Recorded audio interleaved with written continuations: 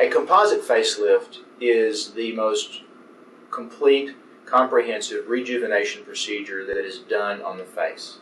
To define it, it essentially means an elevation and rejuvenation of the neck, the entire face, the lower eyelid and the cheek area, many times the upper eyelids if necessary, and some form of a brow lift, either a modified or a full brow lift depending on the individual.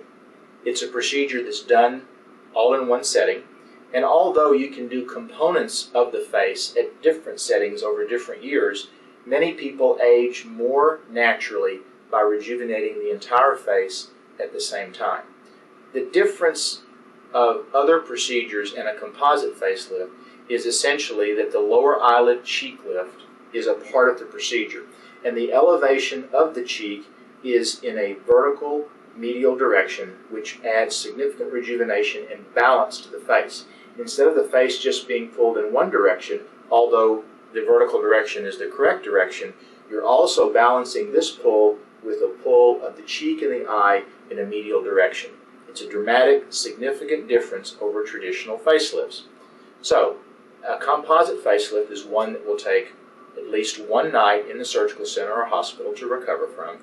And because the lower eyelid is added, and because the lower eyelid is the most significant recovery unit as far as surgery in the whole face, the recovery suddenly changes from 5 to 6 days with a typical conventional facelift or lower facelift and neck lift to usually 2 to 3 weeks. Now let me define 2 to 3 weeks, because many times patients come in and go, well, I really want a complete rejuvenation and I want my lower eyelids done, but I don't want to recover for 2 or 3 weeks.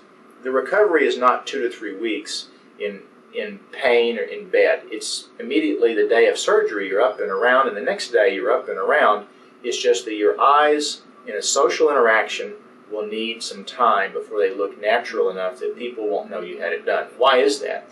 Not because of pain or bruising, or typically not because of swelling. It's because the cant, or the angle of the eye, is elevated slightly upwards to support the lower eyelid during the healing phase, so there's no downward pull when the eye heals. This is the most important part of a composite facelift.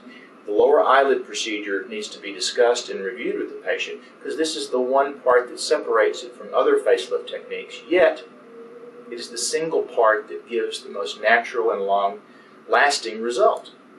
Some patients who have had this procedure can get back to work within a week or two, depending on their kind of job, but most people who are in front of the public eye or in front of people who they don't want to know that they had this procedure will need 2 to 3 weeks, or at least wear some kind of glasses to kind of hide the appearance of the eyes.